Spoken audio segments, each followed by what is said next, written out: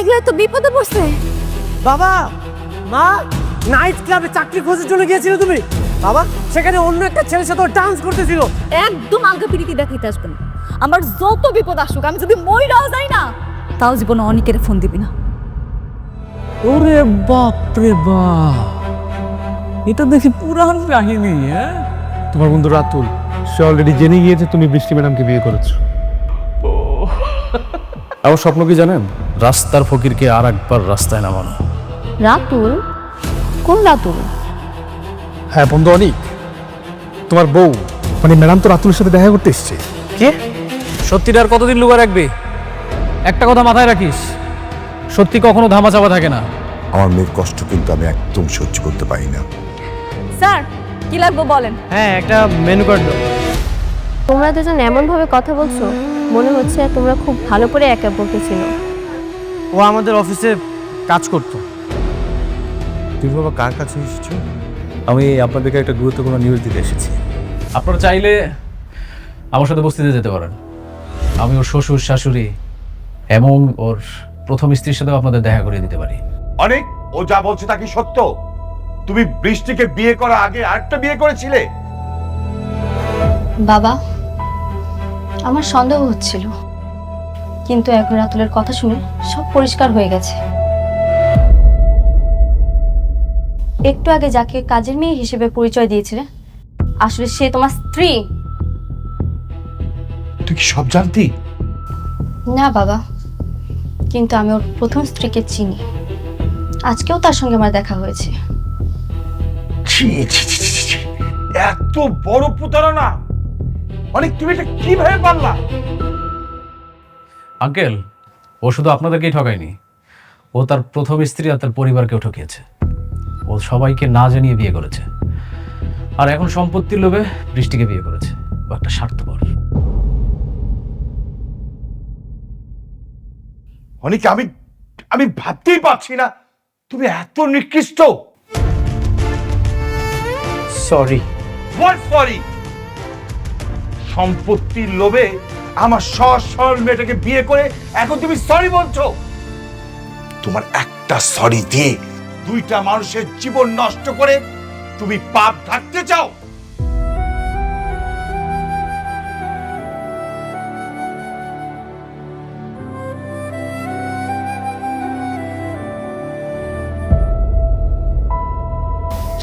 কেন করলে এমন?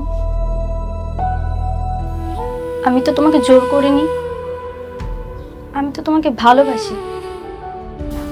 সেই শুরু থেকে আমি তোমাকে ভালোবেসে এসেছি, আর তুমি আমার ভালোবাসার এই প্রতিদান দিলে। আমি নিরুপায় ছিলাম। চুপ, আর একটা কথাও বলবে না। তোমার সাথে কথা বলতেও আমার এখন ঘৃণা হচ্ছে।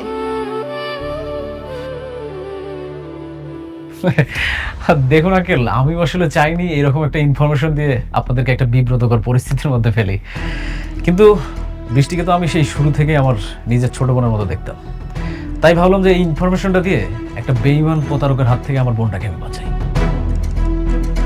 এখন দেখুন, আমি তো সবকিছু প্রমাণ দিয়েই দিলাম, বাকি সিদ্ধান্তটা আপনাদের উপরে। এখন আমি আসি। বন্ধু, তোরা বলছিলাম না তোরা আবার রাস্তার ফকির বানাবো? সেই ফকিরের পথটা কিন্তু আবার চিনাই দিয়ে গেল। আবার থালা হাতে ভিক্ষা করবি, আর যদি টাকার প্রয়োজন হয় আবার আমার কাছে আসবি, এসে আবার আমার পায়ে বলবি। আচ্ছা ঠিক আছে, তাহলে আমি আসি।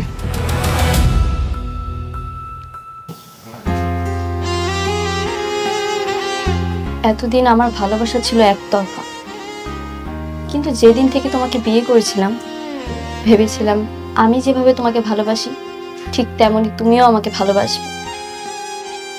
কিন্তু আমি ভুল ছিলাম। তুমি কখনো আমাকে ভালোই বাসোনি, আর আজকের যে আঘাতটা তুমি আমাকে দিলে না, এর জন্য আমি তোমাকে কখনোই ক্ষমা করব না, কখনোই না।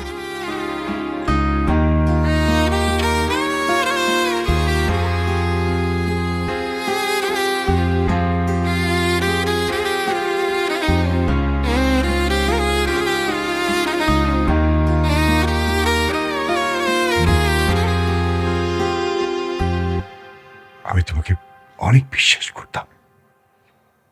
আমার মেয়ে তোমাকে অনেক ভালোবাসতো। এটা তুমি কি করলা? তুমি আমার মেয়ের সাথে চিট করছো, আমার সাথে চিট করলা। ছি, এটা আমি তোমার কাছ থেকে আশা করিনি। আমার মেয়ের যদি কিছু হয় না, আমি তোমাকে ক্ষমা করবো না। তোমাকে আমি ক্ষমা করবো না।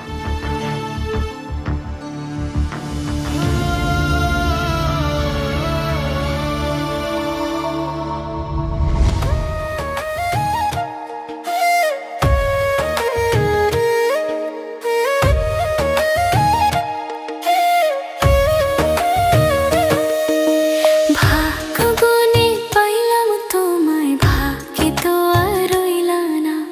দুঃখে আমার বুক ভেসে যায়, সুখের দেখা হইল না। তবু আমি তোমার আশায় কাঁদি দিবারাত সুখে থেকো, ভালো থেকো গরি ঘরে রাজপুত্রে। সুখে থেকো, ভালো থেকো গরি ঘরে রাজপুত্রে। আব্বা জানো, আজকে না অনেক আমার দোকানে আইছিল ওর নতুন বউ লইয়া। কেন তোর দোকান আসছে কেন? কেন আইসে বুঝো না? ঘুরতে আইসে বউয়ের সাথে। সে তার বউয়ের সামনে আমারে কি পরিচয় করাই দিছে জানো? আমি নাকি হেড অফিসে কাজের বুয়া ছিলাম, আর হ্যাঁ আমার মালিক। হ্যাঁ লগে নাকি আমার কাজের বুয়ার আর মালিকের সম্পর্ক। তুই কিছু কস নাই? আর ওই মাইয়া কি সত্যটা জানে? জানে না মা, আমি কিছু কই নাই। অনেকে আমার লগে যা করছে সেটার বিচার স্বয়ং আল্লাহ করব। আল্লাহ তোরে কেন যে বারবার পরীক্ষায় ফেলায় এটাই বুঝি না। নিক, আল্লাহ মালিক, আল্লাহই তো পরীক্ষা নেব না আব্বা। আমি পরীক্ষা দিতে প্রস্তুত আছি। মারে আল্লাহ তোর কপালে কি রাখছে?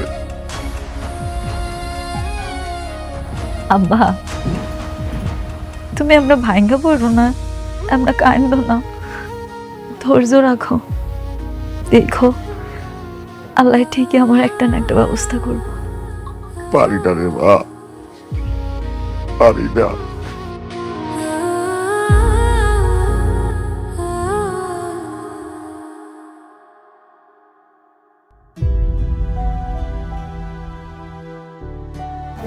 তুমি এখন কি চাও?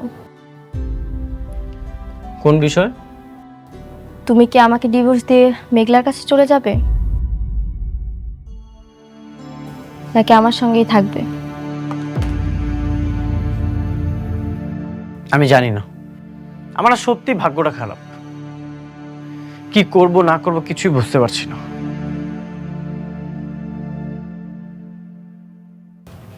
ভাগ্য তোমার খারাপ না, ভাগ্য খারাপ আমার। আমি হচ্ছি কপাল পোড়া। তুমি কি চাও? তুমি আমাকে ডিভোর্স দিয়ে বাসা থেকে বের করে দিতে চাও? আমি জানি না কি করব, কি করা উচিত আমার। আমি সত্যি জানি না।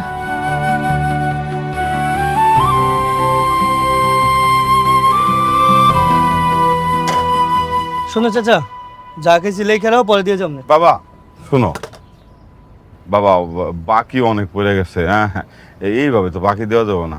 আমরা গরিব মানুষ, আমিও অসুস্থ মানুষ, আমার মায়াটা কষ্ট করে সংসার চালাইতেছে। এইভাবে বাকি নিও না বাবা। বুঝলাম না চাচা, এত পক পক করতেছো কেন? আর তোমার কাছে বাকি খায় কেডা? কেন বাবা বাকি কথা কয়ে গেলা তুমি? আরে চাচা, এনে যে দোকানদারি করতেছো চান্দা দিবা না? বস্তি তোমার 1 বছর লেগে দিছে 1 লাখ টাকার জন্য। এখানে যে ব্যবসা করতেছো এটা চান্দা কে দিবে? এই জন্য খাইয়া দেওয়া যাইতাছি, মাস শেষে হিসাব করবো কত টাকা ভাই, পরে দিয়ে দিবা, সমস্যা কি? লেখা রাখো, গেলাম গা। কি কো বাবা? হ্যাঁ, সরকারি জায়গায় দোকানদারি করতেছি, তোমার আমি চান্দা দেবো কি জন্য? আমার চান্দা দিবা কি লেখা মানে? এটা জায়গা সরকারি হইতে পারে, কিন্তু এটা আমার দখলে আছে। আমি যা বলবো তাই হবে। তোমার বলছি লেখা রাখো, লেখা রাখো, মাস শেষে হিসাব করবো, কয় টাকা পাই তারপর দিয়ে দিবা। না বাবা, খারাও।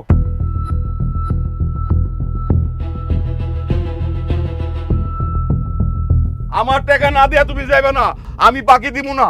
তুই কত বড় সাহস, তুই আমার লোকে চিল্লায় কত কস? তোর আজকে থেকে এখানে দোকান করা বন্ধ। এই দোকান বন্ধ কর, চল। এই,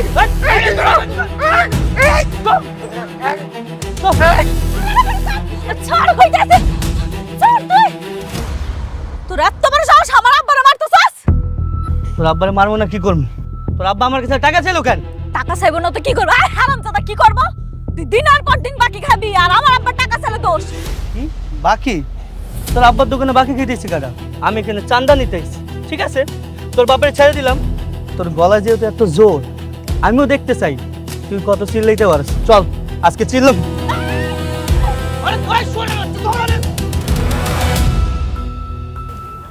আমি তোমার কাছ থেকে সিদ্ধান্ত জানতে চাই। তুমি কি চাও সেটা জানা আমার খুব জরুরি। বলো তুমি কি চাও?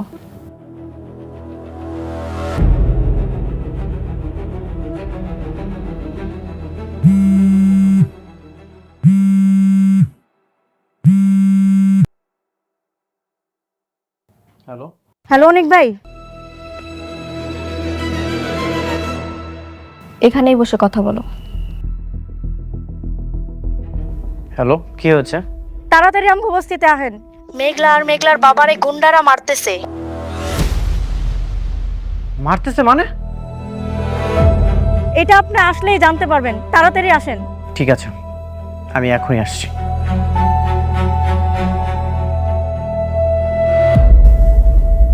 আমাকে যেতে হবে। কোথায়? প্রথম স্ত্রীর কাছে?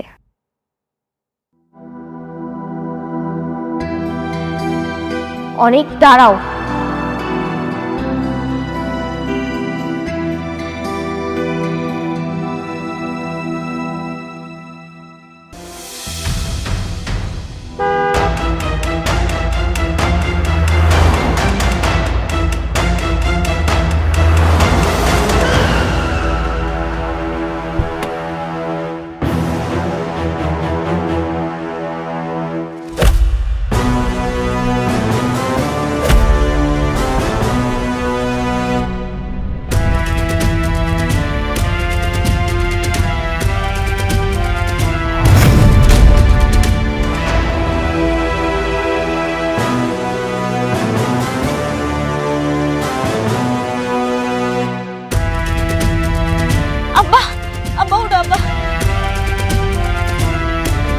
আব্বা তুমি ঠিক আছো? কিরে তুই এইখানে? মানে আপনি এখানে? ওদিনকেও তো আপনার কাছে চান্দা ছিলাম 1 লাখ টাকা, ওটা দেওয়ার জন্য কতদিন সময় ছিলেন? আর আজকে হঠাৎ করে এরকম বডিগার্ড গাড়ি কেমনি কি বুঝলাম না তো। এগুলো কি সত্যি? সেদিন ভদ্রতা দেখিয়েছিলাম, এই জন্যই তোকে চাঁদা দিয়েছিলাম। নেক্সট টাইম যদি এই দোকানের আশেপাশে তোকে আমি দেখি, ঠিকমতো হাসপাতালেও যেতে পারবে না। আর একটা কথা শুনে রাখ, মেঘলা আমার ওয়াইফ, আর এই যে উনি আমার বাবা। ওনাদের আশেপাশে যদি তোকে আমি দেখি, তোর কিন্তু খবর আছে। যা, আর এক মুহূর্তের জন্যও আমি তোকে আমার চোখের সামনে দেখতে চাই না। যা।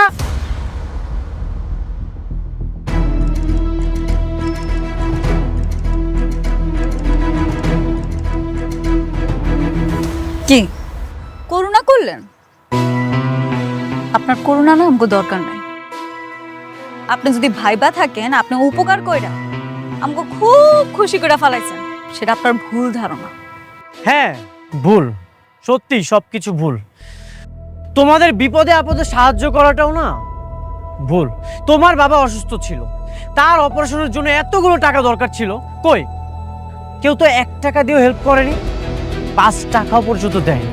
সব মিলিয়ে 5 লক্ষ টাকা দরকার ছিল। এতগুলো টাকা কোথায় পেতাম? সেই টাকার জন্য তো আমি বিয়েটা করলাম, তোমাদের জন্য এত কিছু করলাম, আর সেই তোমরাই আমাকে ভুল বুঝতেছো। একটা বড় আমাকে বোঝার চেষ্টাও করলে না।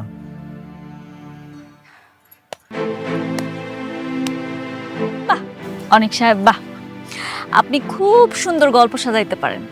এত সুন্দর করে নাটক সাজান, যখন যে গল্পটা যেখানে প্রয়োজন আপনি সেখানেই বলেন।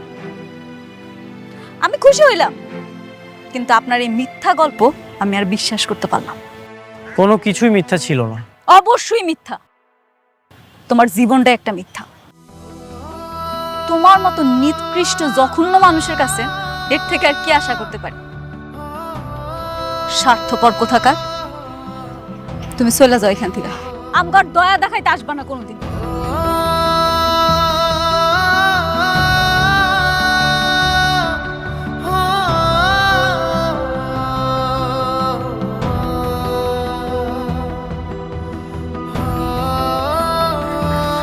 আব্বা, তুমি ঠিক আছো? ব্যথা পাও নাই তো পায়ে? ঠিক আছে মা, আমি ঠিক আছি। চল আব্বা, এ আব্বারে ধরে আন।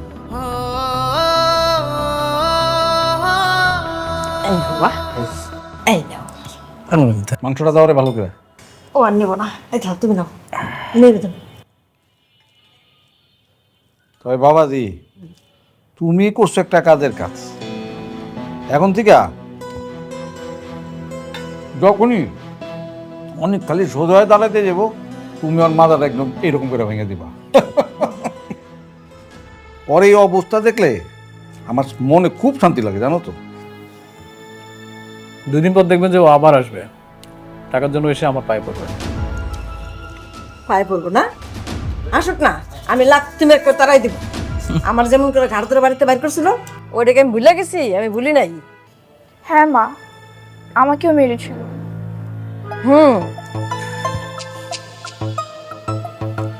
আবারও সবকিছুর প্রতিশোধ নেব।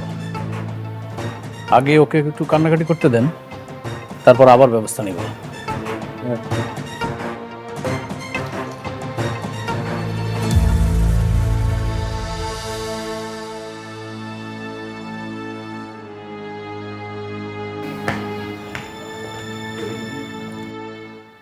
কি ব্যাপার, দেখে মনে হচ্ছে তুমি খুব টেনশনে আছো। কিছু হয়েছে? এতক্ষণে ছাড়লো তোমার স্ত্রী? আমি তো একটা কাজে গিয়েছিলাম। কাজটা যে কি সেটা আমি খুব ভালো করেই জানি। তুমি তোমার প্রথম স্ত্রীর কাছে গিয়েছিলে। দেখো অনিক, তোমাকে এই মুহূর্তে একটা সিদ্ধান্ত নিতে হবে। কি সিদ্ধান্ত? এভাবে তো তুমি 2 নৌকায় পা দিয়ে চলতে পারবে না, আর আমি কোনো সতীনের সংসারও করব না। এই দুজনের মধ্যে তোমাকে যে কোনো একজনকে বেছে নিতে হবে। মানে? ও মানে বুঝতে পারছো না? আমি ক্লিয়ার করে বলে দিচ্ছি। তুমি কাকে চাও, আমাকে না মেঘলাকে? তোমার কাছে আমার ঠাঁই আছে মানেই আমার অভাব বলতে কিছুই নেই। তোমার কি মনে হয় আমি এখনো অতীত নিয়ে পড়ে আছি? আমি তোমাকেই ভালোবাসি, তোমার সাথেই থাকতে চাই। তাহলে তাকে ডিভোর্স দিয়ে দাও। ঠিক আছে, তুমি একদমই চিন্তা করো না, আমি ডিভোর্স দিয়ে দিব।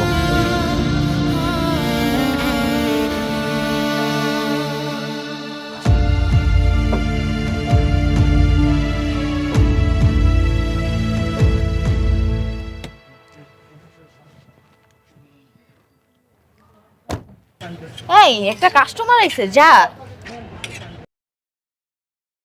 আচ্ছা তুই দেখ, আমি যাইতেছি।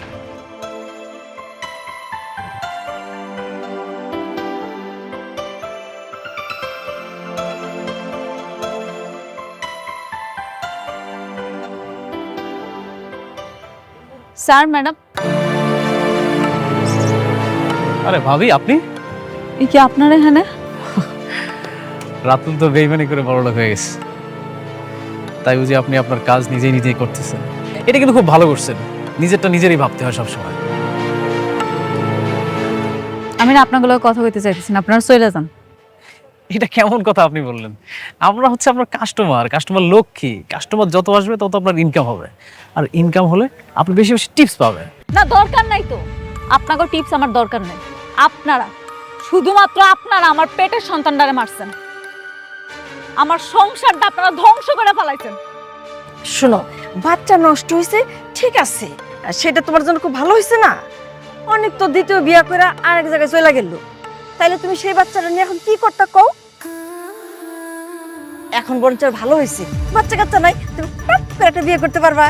একদম ঠিক কথা বলছেন আপনি আন্টি। তো ভাবি, আমি কি আপনার জন্য একটা পাত্র খুঁজবো নাকি? ডিভোর্সি সুন্দরী ভাবির জন্য একটা সুন্দর সুযোগ্য পাত্র। দেখেন, এটা আমার দোকান, আপনাকে সুন্দর করে কইতেছি এখান থেকে চলে যান। কাস্টমার হলো লক্ষ্মী, আমি আপনাদের সাথে খারাপ ব্যবহার করবো না, আপনারা চলে যান। আরে ভাবি, আমরা তো এখানে থাকতে আসি নাই, আমরা তো আজকে প্রথম আসছি আপনার এখানে, যেহেতু খাইতে পারলাম না, তার একটা কাজ করি, আপনাকে কিছু টিপস দিয়ে যাই। এটা আপনার টিপস। আপনাদের টিপস আমার দরকার নেই, দয়া করে এখান থেকে চলে যান। আরে শোনো না, রাখো রাখো, রাতুল বাবাজি এমনিতেই রাস্তার ফকির মিসকিন রে টাকা দিয়ে দান করে, তোমারও নাই দিল, রাখো, কাজে লাগবে। আপনারা যাবেন। আচ্ছা ঠিক আছে ভাবি, রাগ করেন কেন? আমরা চলে যাচ্ছি, কোনো সমস্যা নেই। ঠিক আছে, থাকবেন, ভালো থাকবেন, আসসালামু আলাইকুম। চলো তো বাবাজি, চলো। শয়তানের বাচ্চাগুলা ইচ্ছা করে হেরাইছে, আর এমন একটা ভাব করে গেল যেন হেরা কিচ্ছু জানে না। আমার শান্তিতে থাকতে দিব না।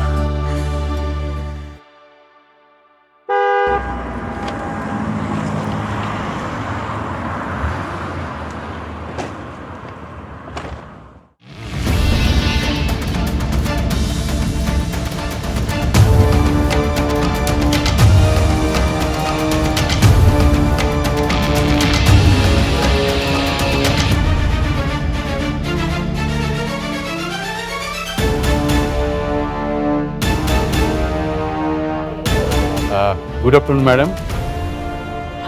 আরে স্যার, আসসালামু আলাইকুম। বসেন বসেন স্যার, কি খাবেন কোন? না না ম্যাডাম, আপনি বসুন প্লিজ। ঠিক আছে স্যার, না না আমি বসবো না, আপনি বসেন। আচ্ছা ঠিক আছে। বলেন স্যার কি খাবেন? না ম্যাডাম, দাঁড়িয়ে কথা বল। এই আমাকে কেন, ম্যাডামকে ধরো। উনি কেন আমার উপর ছাতা ধরবো? কারা আপনারা? আপনি হচ্ছেন আমাদের ম্যাডাম, এই জন্য আপনার উপর ছাতা ধরা হয়েছে। আপনার সাথে একটা জরুরি কথা ছিল। জি স্যার বলেন, কি কথা বলতে চান? আমরা অত্যন্ত দুঃখের সাথে জানাচ্ছি যে আজকে 6 মাস আগে আপনার বাবা মারা গেছেন। আপনার বাবা মারা যাওয়ার সময় তার 50,000 কোটি টাকার সম্পত্তি আপনার নামে উইল করে গেছেন। আপনি এখন সেই সম্পত্তির একমাত্র ওয়ারিশ। কি বলতেছেন স্যার এগুলো আপনি? আপনার নিশ্চয়ই কোথাও ভুল হয়েছে। আমার আব্বা আম্মা মারা যায় নাই, আমার আব্বা আম্মা আমার লগেই থাকে, আমরা সবাই এক লগে বস্তিতে থাকি। আমগো 50,000 কোটি টাকা তো দূরের কথা, 50,000 টাকাই নাই। ম্যাডাম, আপনি যেটা বলছেন সেটাও সত্যি। আপনি ছোটবেলায় হারিয়ে গিয়েছিলেন। আপনার বাবা আপনাকে অনেক খুঁজেছেন, মৃত্যুর আগে তিনি বারবার আপনার কথা বলেছেন, কিন্তু কোথাও আপনাকে খুঁজে পাইনি। আমরাও আপনাকে খুঁজেছি, তারপর আপনাকে এই তো আমরা খুঁজে পেলাম অনেক চেষ্টার পরে।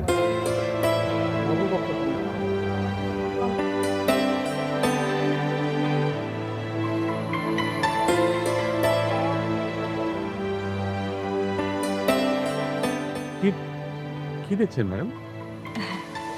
স্যার আপনি আমার লাগে মজা করতেছেন না? আমি কিন্তু ঠিকই বুঝছি। আপনার ক্যামেরাটা কই? আপনি নিশ্চয়ই ভিডিও বানাইতে আইছেন তাই না? সমস্যা নেই, আপনি কোন, আপনি যেমন করবেন আমি এমনই করব। ম্যাডাম, আপনার বর্তমান যারা বাবা মা, তারা কেউই আপনার বাবা মা না, তারা আপনার পালিত বাবা মা। আপনি বিশ্বাস না করেন তাদেরকে জিজ্ঞেস করেন। আমি আপনার কথা বিশ্বাস করুম কে? হেরাই আমার বাপ মা, আমি তো এটা ভালো করেই জানি। স্যার আপনি বড় সড়ো মানুষ, আমার যদি কোনো বেয়াদবি হয় মাফ করে দেন। আপনারা এসব কথা করা বন্ধ করেন, আপনি এখান থেকে যান স্যার। ম্যাডাম, এটা হচ্ছে ভিআইপি ব্ল্যাক এলিট কার্ড। এখানে 1000 কোটি টাকা আছে। আপনি যদি আমার কথা বিশ্বাস না করেন, আপনি ব্যাংকে জিজ্ঞাসা করেন, আপনি জেনে যাবেন। এগুলা কি? এগুলো তো আমি বুঝি না, এগুলা কেমনি কি করে? ম্যাডাম, আপনি হচ্ছেন সালিমার গ্রুপ অফ কোম্পানির বর্তমান একমাত্র উত্তরাধিকারী। আপনি দ্রুত অফিসে এসে আপনার দায়িত্ব বুঝে নিন। সবাই আমরা আপনার জন্য অপেক্ষা করব। কি কইতাছেন? আমি এসব কিছু পারবো না। আমি অফিস যাবো কেন? আমি তো অফিস যাবো না। ম্যাডাম, আপনি অফিসে গেলেই বুঝতে পারবেন। আমি কোম্পানির ম্যানেজার, আমি আপনাকে সমস্ত দায়িত্ব বুঝিয়ে দেব।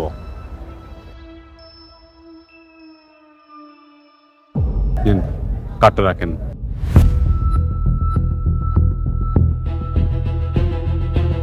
ম্যাডাম, আজকে অফিসে একটা মিটিং আছে, আমাকে অ্যাটেন্ড করতে হবে। আর আপনি যখন ওই অফিসে গিয়ে দায়িত্বটা বুঝে নেবেন, তখন এইসব মিটিং আপনি প্রিজাইড করবেন। আমি তাহলে আসি ম্যাডাম। আপনি কবে আসবেন বলেন? না আমি তো যাবো না, আমি যাবো কেন? কেন যাবেন না ম্যাডাম? আপনি বুঝতে পারছেন 50,000 কোটি টাকার মালিক আপনি, আপনি কেন যাবেন না?